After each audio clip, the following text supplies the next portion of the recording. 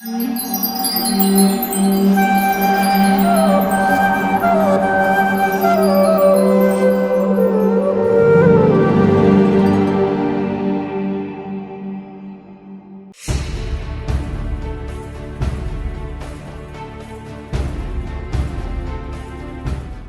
कृष्णा। पूर्ण प्रश्न पूर्ण उत्तर, आपकी जिज्ञासाओं का अंतिम पड़ाव कार्यक्रम में आपका स्वागत है। आज आपके प्रश्नों के उत्तर श्रीमान हरिपार्षद प्रभु देंगे। श्रीमान हरिपार्षद प्रभु ने कंप्यूटर इंजीनियरिंग में अपना मास्टर्स किया है और वे कंप्यूटर साइंस के प्राध्यापक भी है। श्रीमान हरिपार्षद प्रभु सन 2001 में कृष्ण भावनामृत से जुड़े और उन्होंने श्री श्रीमद राधा गोविंद गोस्वामी महाराज, जो कि अंतर्राष्ट्रीय कृष्ण भावनामृत संघ के संस्थापक आचार्य कृष्ण कृपा मूर्ति अभय चरणारविंद भक्ति वेदांत स्वामी श्रील प्रभुपाद के वरिष्ठ शिष्य है, उनसे दीक्षा प्राप्त की। हरिपार्षद प्रभु ने इस्कॉन यूथ फोरम IYF में 7 वर्षों तक अपनी सेवा दी। इसके उपरांत संस्कृत भाषा में उनकी श्रेष्ठता को देखते हुए उन्हें इस्कॉन शास्त्रिक एडवाइजरी बोर्ड का सदस्य नियुक्त किया गया।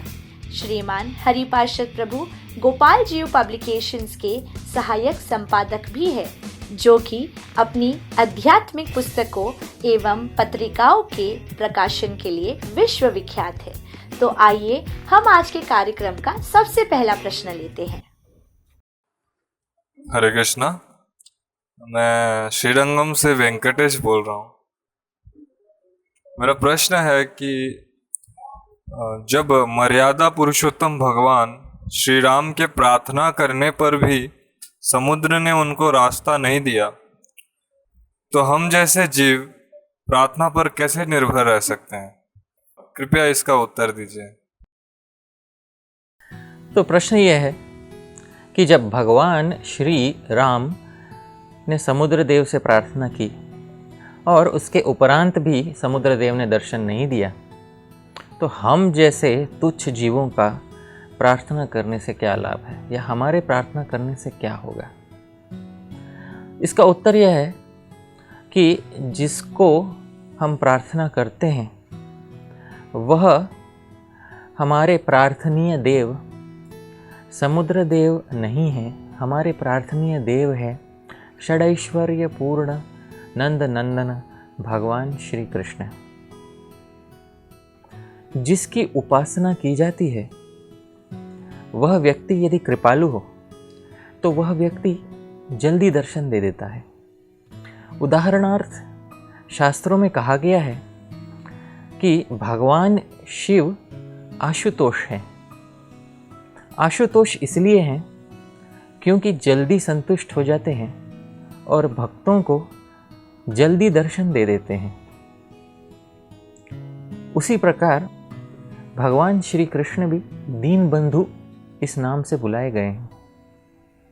तो दीन बंधु का अर्थ यह है कि जो सच में दीन भाव से भगवान से प्रार्थना करता है तो भगवान उनकी प्रार्थनाएं अवश्य सुन लेते हैं। भक्तों के बीच में भी प्रायः बहुत सारे भक्तों का ऐसा साक्षात्कार होता है कि यदि उनके मन में भी छोटी सी बात हो और भगवान के श्री विग्रह के सामने यदि वे ये बात प्रकट कर दें तो भगवान किसी न किसी तरह से उस प्रार्थना को पूरा कर देते हैं। किंतु फिर भी यह देखा जाता है कि भगवान हर प्रार्थना नहीं सुनते। यदि हम चाहते हैं कि भगवान हमारी हर प्रार्थना सुने, हमारी हर बात सुने, तो उसके लिए हमें क्या करना होगा? इसके उत्तर में ठाकुर श्रील भक्ति विनोद यह कहते हैं कि यदि भक्त चाहता है कि भगवान उनकी प्रार्थना सुने तो उस भक्त को 6 अंग वाली शरणागति अपने अंदर उत्पन्न करनी होगी। एक गीत में लिखते हैं, श्री कृष्ण चैतन्य प्रभु जीवे दया करी स्वपार्षद स्वीया धाम सह अवतरी अत्यंत दुर्लभ प्रेम करी बारे दान शिखाए शरणगति भक्तेर प्राण। श्री भक्ति विनोद ठाकुर कहते हैं श्री कृष्ण चैतन्य प्रभु बहुत दयावान हैं। जीवों पे दया करने के लिए अपने पार्षदों सहित इस धरातल पे वे अवतीर्ण हुए। अत्यंत दुर्लभ प्रेम दान करने के लिए श्री कृष्ण चैतन्य महाप्रभु शरणागति सिखाते हैं। ये शरणागति क्या है? ये 6 अंग वाली है। दैन्य आत्मनिवेदन गोप्तृत्वे वरण अवश्य रक्षिबे कृष्ण विश्वास पालन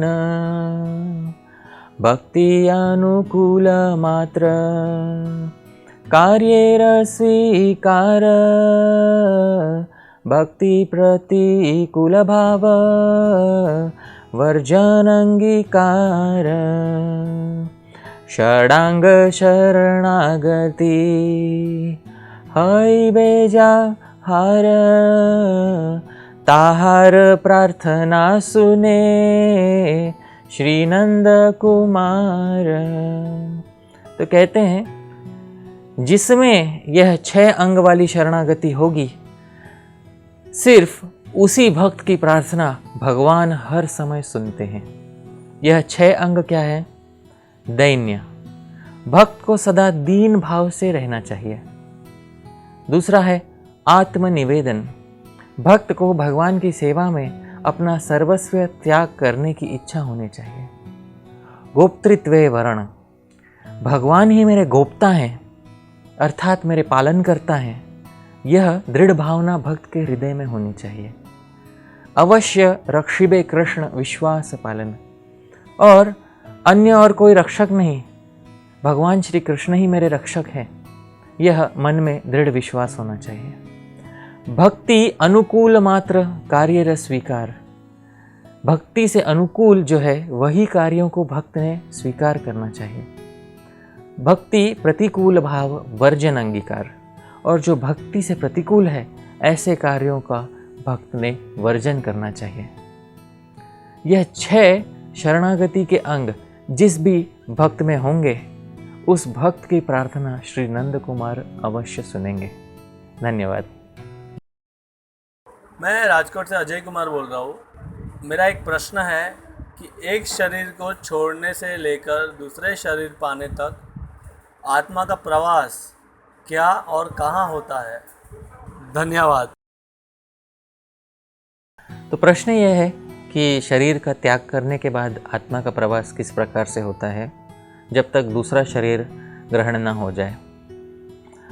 ब्रह्म पुराण में श्री व्यासदेव और अन्य मुनियों के बीच में वार्तालाप में यह कहा गया है कि जीव 2 प्रकार के होते हैं, एक होते हैं पुण्यात्मा, दूसरे होते हैं पापात्मा।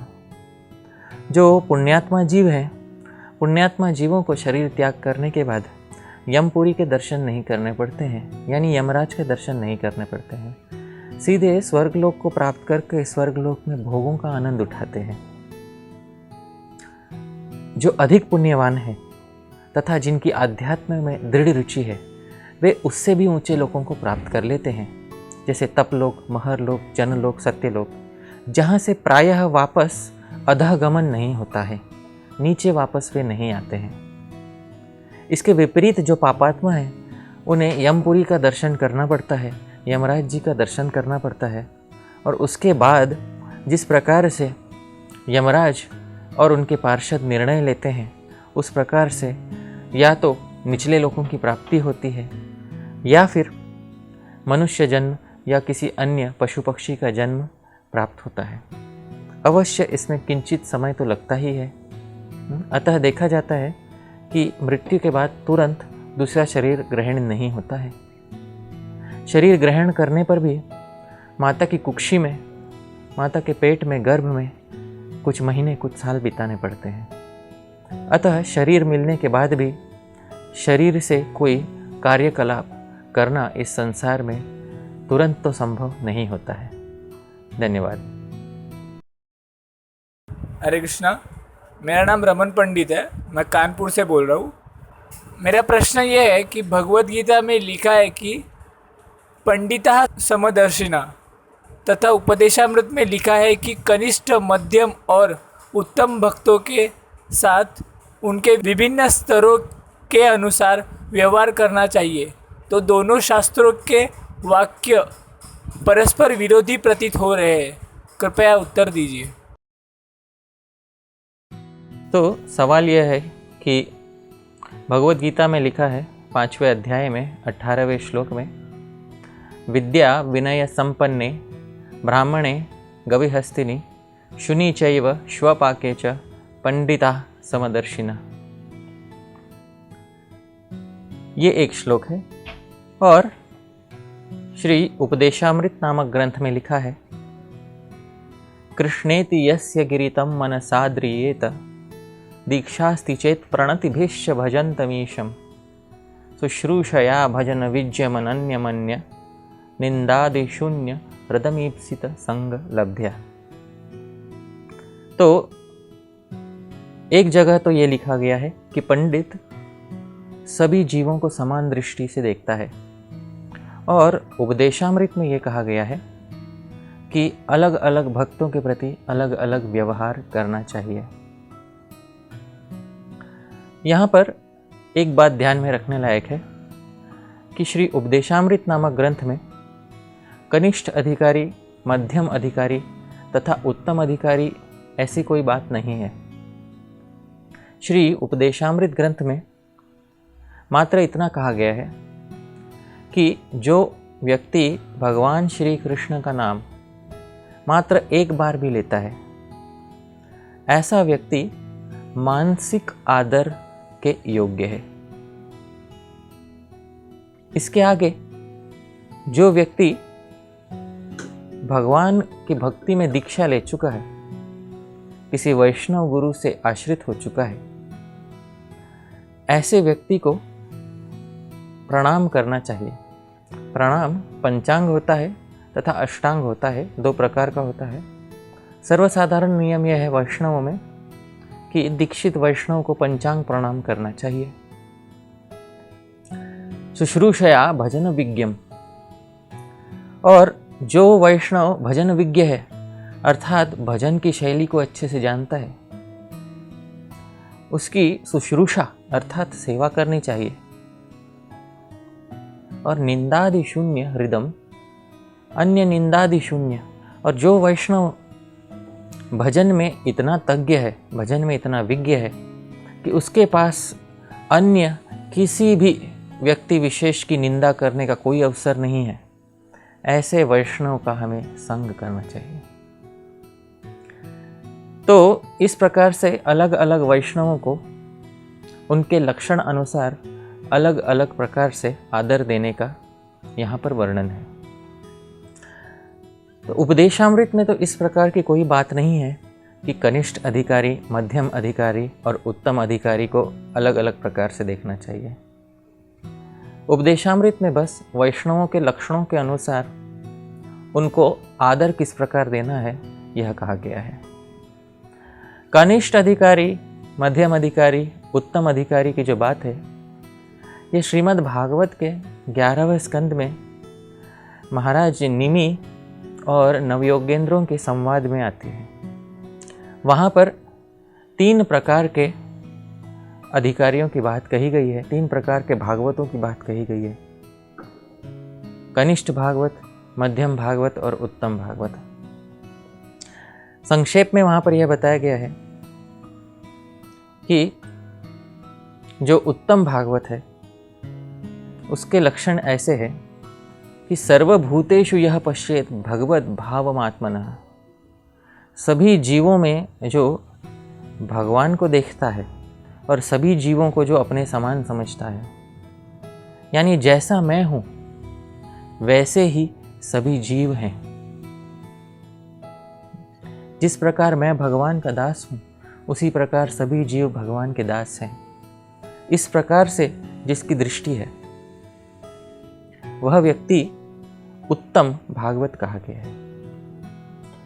मध्यम भागवत वो है जिसके लक्षण इस प्रकार है।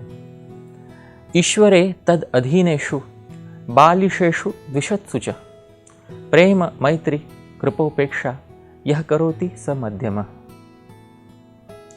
ईश्वरे प्रेम, जो ईश्वर में प्रेम करता है, तद अधीनेषु मैत्री, जो ईश्वर के अधीन है, उनके दास है, उनसे मैत्री करता है।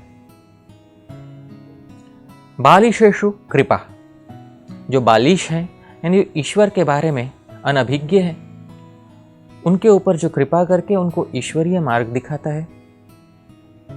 द्विषत्सु उपेक्षा, और जो ईश्वर वैष्णवों के द्वेषी है, उनके प्रति जो उपेक्षा दिखाता है, इस प्रकार का व्यक्ति मध्यम अधिकारी कहलाता है।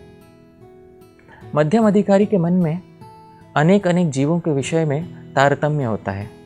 उत्तम अधिकारी की तरह वह समान भाव से सभी जीवों को नहीं देख सकता है। स्वाभाविक रूप से उसके मन में यह तारतम्य होता है कि भगवान के प्रति प्रेम करूंगा, भगवत भक्तों के प्रति मैत्री रखूंगा, जो भगवान के बारे में अनभिज्ञ है उनको कृपा दे के भगवान के बारे में समझाऊंगा, और जो भगवान और वैष्णवों के द्वेषी है उनकी उपेक्षा करूंगा। तो इस प्रकार से मध्यम अधिकारी की दृष्टि में तारतम्य तो अवश्य है, किंतु भगवत गीता में कहा गया है पंडितः समदर्शिनः। अब इन दोनों में कुछ विरोधाभास सा प्रकट होता है। इस विरोधाभास को हम किस प्रकार से समझें, किस प्रकार से हम दोनों श्लोकों को अच्छे से समझकर समन्वय बिठाएं। तो इसका समन्वय इस प्रकार है कि भगवत गीता में 5वें अध्याय में 18वें श्लोक में जहाँ भगवान कहते हैं पंडितः समदर्शिनः, वह श्लोक एक ज्ञान योगी के परिप्रेक्ष्य में कहा गया है। ज्ञानी को सदा सर्वदा सबको समान दृष्टि से ही देखना है, यही ज्ञान योगी का कार्य है। इसलिए पंडितः समदर्शिनः ये एक ज्ञान की दृष्टि से उपदेश दिया हुआ है, जबकि इस प्रकार की कोई व्यवस्था भक्तों के लिए अनिवार्य नहीं है। भक्तों को अलग अलग जीवों को अलग अलग तरह से देखने की स्वाधीनता है, क्योंकि भक्त को इस प्रकार से देखने की आवश्यकता नहीं है कि सर्वम खलविदम ब्रह्म, समस्त जगत ब्रह्म है, इसलिए समस्त जग एक रस समान है। ऐसी भक्तों की दृष्टि नहीं होती है। इसलिए यह स्वाभाविक है कि भक्तों की दृष्टि में अनेक अनेक जीवों के विषय में कुछ ना कुछ तारतम्य तो अवश्य ही होगा। तो जो भगवत गीता का श्लोक है वह मुख्यतः ज्ञान योगियों को दृष्टि में रखते हुए कहा गया है, तथा जो उपदेशामृत और श्रीमद् भागवत इत्यादि में जो तारतम्य कहा गया है वह भक्ति योग के मध्यम अधिकारी अनुयायियों को दृष्टि में रखते हुए कहा गया है। यही इसका समन्वय है। धन्यवाद। हरे कृष्णा। हेलो, मैं मैनसर से शंकर लाल बात कर रहा हूँ। आपसे मुझे यह प्रश्न पूछना था कि श्रीमती राधा रानी के विषय में बहुत सुना है, परंतु श्रीमद् भागवतम में एक स्थान को छोड़कर कहीं भी उनका स्पष्ट रूप से उल्लेख नहीं है, और यह जिस एक स्थान पर उनका उल्लेख है वो भी सिर्फ गौड़ीय वैष्णव की जो भागवतम है उसके टिप्पणियों में मिलता है। तो भगवान और राधा रानी के बीच का संबंध 5000 साल पुराना होने पर भी किसी और शास्त्रीय आचार्य द्वारा स्पष्ट रूप से इनका उल्लेख, इनके नाम का उल्लेख या महिमा गान क्यों नहीं है?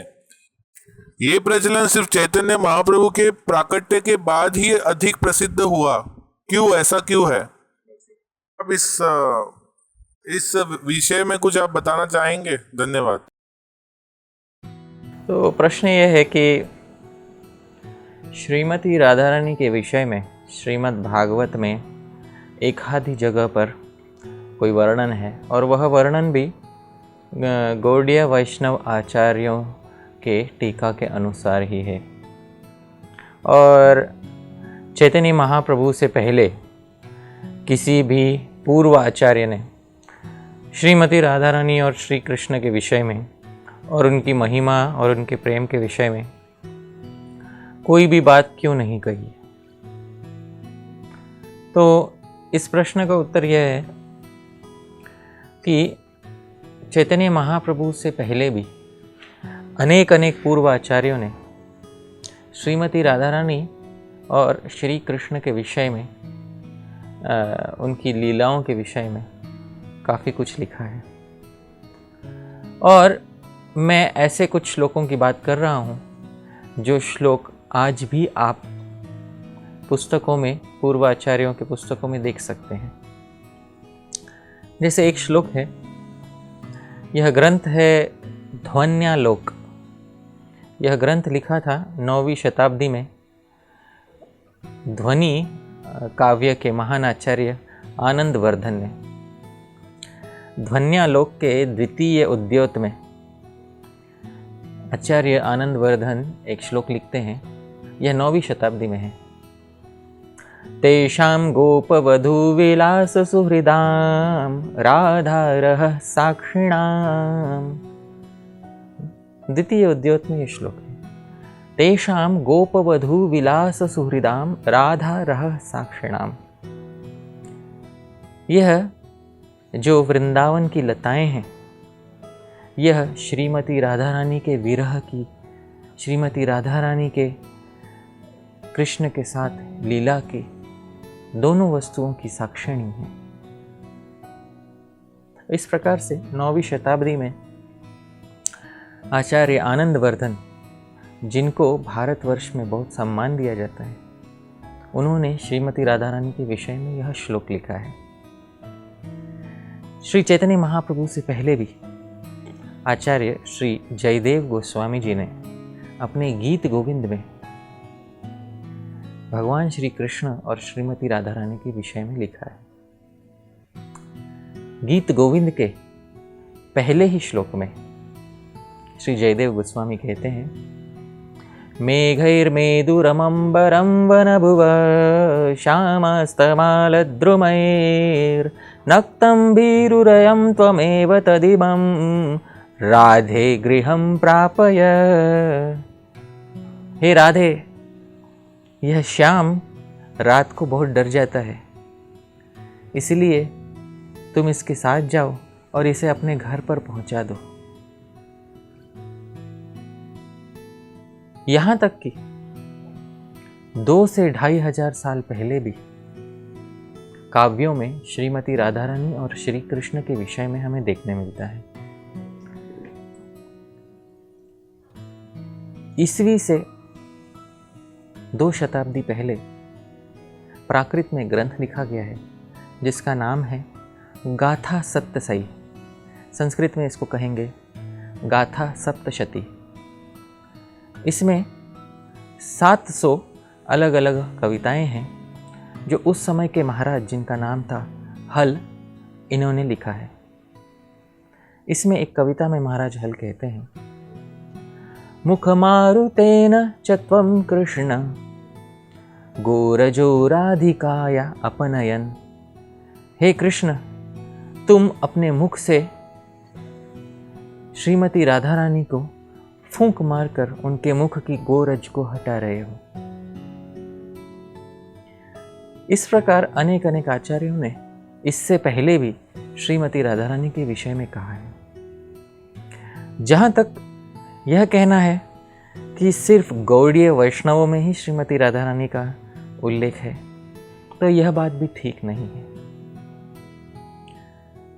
बहुत बार ऐसा कहा जाता है कि श्री वैष्णव जो है श्रीमती राधा रानी को नहीं मानते, पर ऐसा कहना मात्र अपनी अल्पज्ञता का परिचय देना है। सही बात तो यह है कि श्री वैष्णवों के सबसे धुरंधर आचार्य, जिनका नाम है वेदांत देशिक, उन्होंने एक ग्रंथ लिखा था, इसका नाम है यादव अभ्युदयम। इस ग्रंथ के 9वें स्कंध में 90 नंबर का श्लोक है, निरपेक्ष इवैष नीलया रसिकः पालिकया सराधया। यह रसिक श्री कृष्ण नीला, पालिका और श्री राधा के साथ इस प्रकार से क्यों व्यवहार करता है कि जरा भी ध्यान नहीं दे रहा, निरपेक्ष क्यों है। तो इस प्रकार से श्री वैष्णव आचार्यों ने भी भगवान श्री कृष्ण और श्रीमती राधा रानी के विषय में और उनकी लीलाओं के विषय में वर्णन किया है। हाँ, यह बात अवश्य सत्य है कि श्री चैतन्य महाप्रभु के आने के बाद राधा कृष्ण की भक्ति को एक दृढ़ प्रवाह मिल गया। वास्तव में यही श्री चैतन्य महाप्रभु के आने का प्रयोजन था। ऐतिहासिक रूप से जो भगवान श्री कृष्ण और श्रीमती राधा रानी के बीच का प्रेम था, वह भारतवर्ष में श्री चैतन्य महाप्रभु के प्राकट्य के पूर्व कुछ कुछ विद्वानों को ही ज्ञात था। उस प्रेम को जगत सामान्य तक पहुंचाने के लिए श्री चैतन्य महाप्रभु ने अवतार लिया। अतः श्रील कृष्णदास कविराज गोस्वामी कहते हैं, अनर्पित चरिम चिरात करुणयावतीर्णः कलो। जो चिरकाल तक अर्पित नहीं हुआ है, उसको अर्पित करने के लिए भगवान श्री चैतन्य महाप्रभु इस संसार में आए हैं। धन्यवाद। इसी के साथ हमारा आज का कार्यक्रम समाप्त होता है। यदि आप भी अपने आध्यात्मिक प्रश्न पूछना चाहते हैं तो कृपया अपने प्रश्न आपके नाम एवं स्थान के साथ ऑडियो या वीडियो मैसेज के रूप में आप हमें व्हाट्सएप कर सकते हैं। हमारा नंबर है 9987060606 और आप हमें आपका प्रश्न askHKTV@gmail.com पर ईमेल भी कर सकते हैं। हमारे वरिष्ठ सलाहकार आपके प्रश्नों का उत्तर अवश्य देंगे। धन्यवाद। हरे कृष्णा।